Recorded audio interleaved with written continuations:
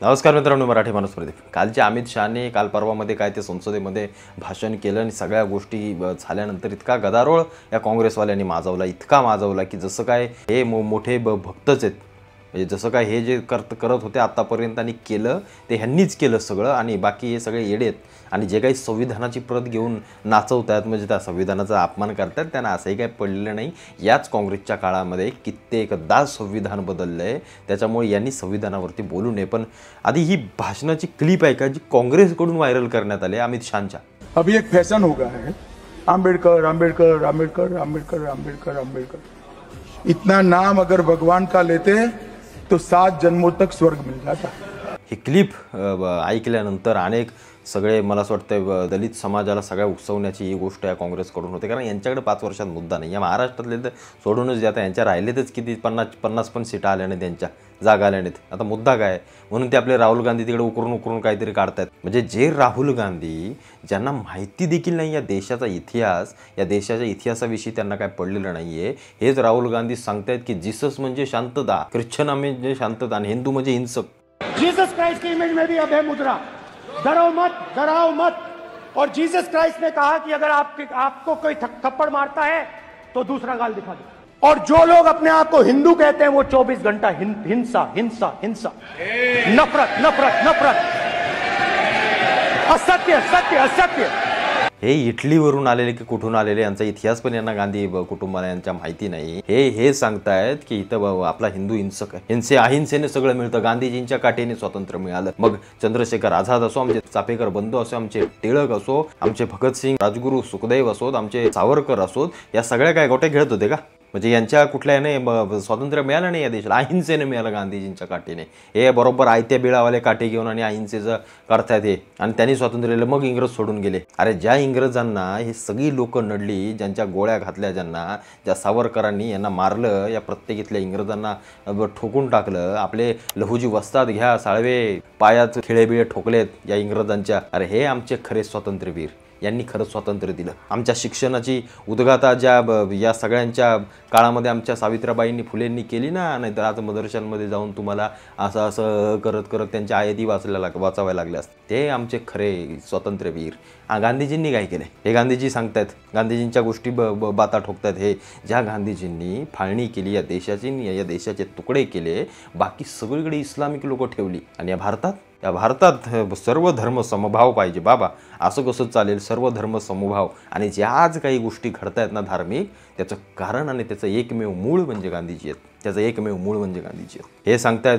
त्या अमित शहांचं भाषण काय आणि वाचलं तर नाही, अर्ध्या हळकुंडाने पिवळी झालेली लोक. म्हणजे मला त्याला इतकं वाईट वाटतं की त्याला आपल्या देशातला विरोधक असा, त्याला जगामध्ये असा कुठला विरोधक नसेल जो आपल्या देशामध्ये आहे की अरे काय तुम्ही बोलताय, कुठल्या घटना कुठल्या गोष्टींवरती विरोधक कसा लागतो. अरे खऱ्या गोष्टींवरती एखादी चुकीची गोष्ट असेल त्याच्यावर आवाज उठवा. म्हणजे जे अमित शहा म्हटले की आंबेडकर आंबेडकर आंबेडकर करून तुम्ही जी फॅशन करून ठेवले ना आणि जो अपमान करताय, असं त्यांना म्हणण्याचा उद्देश होता. बरोबर सगळं तोडून मोडून बाहेर सगळ्या गोष्टी टाकल्या. आणि काही जण सांगतात मग राहुल गांधींचं तुम्ही आलू निकालो हे असे सोनं म्हणजे काय आजान काढला होता का, इकडनं बटाटा टाकला म्हणजे आलू टाकला की तिकडनं सोनं निघतं. अशी कुठली आहे का मशीन आहे का कुठली? अशी मशीन असेल तर द्या आम्हाला पण. म्हणजे काहीही बोलायचं, बेसलेस बोलायचं. म्हणजे कालचंच ते संसदेमध्ये ते एकलव्याची आणि द्रोणाचार्यांची गोष्ट सांगतात. बघा जरा काय बोलतात. जंगल में हजारों साल पहले एक युवा, 6-7 साल का युवा, हर रोज सुबह उठ के 4 बजे उठ के बच्चा, यही तो प्रॉब्लम है. धनुष में तपस्या है, मनरेगा के काम करने में तपस्या है. तपस्या का मतलब शरीर में गर्मी पैदा करना. जैसे द्रोणाचार्य जी ने एकलव्य का अंगूठा काटा. त्यांना कशाचा अभ्यास नाही, कशाचं काही नाही. हे राहुल गांधी मणिपूरमध्ये जात आहेत, या मणिपूरच्या हिंसेवरती वचवच करतायत. तुम्हाला माहिती आहे की त्या मणिपूरमध्ये नक्की काय आहे? आपल्या हिंदू समाजावरती, तिथल्या जो आपला समाज आहे तो, तिथल्या समाजावरती बाकीचे बाहेरनं आलेले आक्रमण करतायत, तिथं त्यांना मारतायत, त्यांच्या जमिनी घेतायत, तिथं इस्लाम सगळ्या गोष्टी कट्टरपंथ्यांच्या चालू आहेत. या सगळ्या गोष्टींवरती राहुल गांधी बरोबर पोहोचले. मोदीजी नाही पोचले, मोदीजी नाही पोचले. तिथं काय होतंय बघा, किती जाळपोळ होते, काय हिंसा होते, काय काय सगळं पेटवून काढलाय मणिपूरची गोष्ट. पण तिथं हे नाही सांगितलं जात की तिथं हिंदू जळतोय, तिथं मारलं जात आहे. त्याच्या बाहेरच्या सगळ्या प्रांतातून आलेली हे ख्रिश्चन, हे मुसलमान, रोहिंगे बिहिंगे तिथं घुसलेत, ते त्रास देत आहेत त्यांना. हे नाही राहुल गांधींनी सांगितलं. बांगलादेशमध्ये जळणाऱ्या मारणाऱ्या हिंदूंवरती हे राहुल गांधी नाही पेटून उठले. संभळमधलं एक काय कुठला मुसलमान मेला की पोचले त्याच्या घरी लगेच. हे देशप्रेम, हे यांची हीच खरी यांची दाखवण्याची बाजू. हे डाव्या विचारसरणीची ही गांडू लोक, हे त्यांची तळवे चाटणारे. यांना काय माहिती हो? यांना इतिहास तरी माहिती आहे का देशाचा? मनुस्मृतीच्या गोष्टी सांगतात. अरे कसली मनुस्मृती? असेल चुकीची तर द्या सोडून. कोणी घेऊन बसले, कोण घेऊन बसले त्या मनुस्मृतीला? जातपात आम्ही मानत नाही, नाहीच मानत आम्ही. म्हणजे ज्या दलितांचं, ज्या बहुजनांचं डोकं तापवलं जातं ना, हे सगळे हिंदूच. पण यांना जय भीम आणि जय मीमकडे जोडतायत. यातून नुकसान फक्त दलित बांधवाचं आहे, त्यांना लक्षात ठेवावं त्या दलित बांधवांनी. आता येऊया बाबासाहेबांच्या काय अपमान, म्हणजे ते अमित शहांना काय सांगायचं होतं मी ते तुम्हाला सांगतो. बाबासाहेब जेव्हा पहिल्यांदा निवडणूक लढवत होते तेव्हा काँग्रेस हा मोठा पक्ष होता. त्याच्यासोबत जनसंघ, कम्युनिस्ट पक्ष, सोशलिस्ट पक्ष, ही सगळी 4-5 पक्ष मोठ्या ताकदीने या देशामध्ये पहिल्या निवडणुकीला उभे राहिले होते. त्यावेळेला बाबासाहेबांनी 30-35 काय त्या जागा त्यांच्या पक्षाच्या उभ्या करायच्या होत्या, त्यांना केल्या होत्या. आणि बाबासाहेब स्वतः आपल्या मुंबई उत्तरच्या या सगळ्या क्षेत्रामधून उभे राहिले होते. तेव्हा दोन खासदार असायचे, एक राखीव असायचा आणि एक मुख्य खासदार. म्हणजे ज्याला काय जसं का क्रिकेटची मॅच आहे का काय काँग्रेसवाल्यांनी काढलं होतं. म्हणजे 500 मुख्य तर 500 राखीव, म्हणजे हा गेला तर हा येईल, अशी काहीची गोष्ट होती. आता याच बाबासाहेबांचा पक्ष मोठा होऊ नये, जो पक्ष यांनी त्यांच्या लोकांवरती, त्यांच्या ताकदीवरती उभा राहिला आहे, तो पक्ष जर मोठा झाला काँग्रेसच्या समोर, तर मग काँग्रेसला भीती होती की बाबा हे पुढे येऊन आपल्याला काहीतरी त्रासदायक ठरतील. मग त्या आंबेडकरांनाच कसं पाडायचं याच्यासाठी दिलेला काँग्रेसी उमेदवार आणि 14,000 काहीतरी मतांनी बाबासाहेब पडले. आणि त्याच्यानंतर नेहरू आणि या सगळ्या लोकांनी खिल्ली उडवली, बाबासाहेबांची खिल्ली उडवली. खिल्ली हे आपल्याला माहिती आहे, हा इतिहास आपल्याला सांगितला जातो या काँग्रेसी लोकांकडनं. नाही, काल जेव्हा अमित शहांनी वाचून दाखवलं किंवा हे लोक जनतेच्या समोर आणण्याचा प्रयत्न केला, तेव्हा बरोबर या काँग्रेसचं पितळ उघडं पडलं आणि लगेच लहानसारखे उडू लागले. त्यांना कळू लागलं चाले ही गोष्ट कळली तर आपल्यावरचा बहुजनांचा विश्वास, दलित लोकांचा विश्वास निघून जायला. मग काय पकडायचं तर एवढंच पकडायचं, एवढंच काहीतरी करायचं. मग ते खोटं असो नाही तर खरं असो, काहीतरी याच्यापासून दिशाभूल करायचं. आणि अमित शहांना जे सांगायचं होतं त्याच्यापासून बरोबर यांनी सगळ्या गोष्टीची दिशाभूल केली आणि मीडिया सगळा अट्रॅक्ट केला. अमित शहांना जे सांगायचं होतं की या काँग्रेसनं कसा अपमान केला बाबासाहेबांचा, हे काँग्रेसी लोक कशी बाबासाहेबांच्या विरोधात होती. एकदा जाऊन कधीतरी जाऊन बाबासाहेबांची भाषणं नाही ते इंटरव्ह्यू जुने आहेत अनेक ठिकाणी जरा काढून बघा तुम्ही फक्त बाबासाहेबांची काय विचार होते या काँग्रेसबद्दल. किती त्रास दिला या माणसाला, या काँग्रेस लोकांनी किती त्रास दिला. म्हणजे ज्या पंडित जवाहरलाल नेहरूंनी स्वतःलाच भारतरत्न देऊन घेतला, स्वतःच्या तिच्याला असं कोण असतं का, ज्या इंदिरा गांधींनी स्वतःलाच देऊन घेतला, त्या बाबासाहेबांना या लोकांनी नाही भारतरत्न दिला. त्या बाबासाहेबांना भारतरत्न जेव्हा 1990 साली भारतीय जनता पार्टीच्या सहाय्यानं जेव्हा जनता दल की काय ते सरकार आलं, तेव्हा बाबासाहेबांना भारतरत्न मिळाला. जरा काढा तारकान काढा इतिहास. या भारतीय जनता पार्टीने, या जनसंघाने दिला आहे बाबासाहेबांना तो मान. कारण त्यांना माहिती होतं की हा माणूस समाजासाठी लढतोय, हा माणूस सत्याच्या बाजूने लढतोय. आणि हे काँग्रेसवाले त्यांना दाबतायत. कारण बाबासाहेब जर पुढे आले असते, बाबासाहेब जर मोठे झाले असते, बाबासाहेबांच्या विचारांची जर लोक मोठी झाली असती, तर काँग्रेसला आणि मुस्लिमांना परवडणारं नव्हतं. ही सगळ्यात महत्त्वाची गोष्ट आहे. मग नंतर बाबासाहेबांचे दळवे चाटू लागले, नंतर सगळ्या गोष्टी करू लागले. पण बाबासाहेब नंतर गेल्यानंतर किंवा या सगळ्या गोष्टी झाल्यानंतर जो समाज बाबासाहेबांनी जमवला होता, मग त्याला कसं जोडायचं, तर त्याला मुस्लिम मतांशी जोडायचं, त्याला हिंदू विरोधी करायचं. मग तो हिंदू विरोधी झाल्यानंतर तो आपोआप मुसलमानांना जोडला जाईल. मग हे जय भीम जय मीम जे आलं ना आणि सांगितलं जातं, मग त्यांना बहुजनांना दाखवून दिलं, बघा बाबासाहेबांनी कसा हिंदू धर्म सोडला.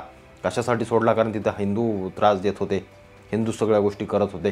पण बाबासाहेब हे देखील म्हणायचे की 370 या देशामधनं हटलं पाहिजे. बाबासाहेब हे देखील सांगायचे की इथला मुसलमान बाहेर फेकला पाहिजे, तो त्रासदायक इथं.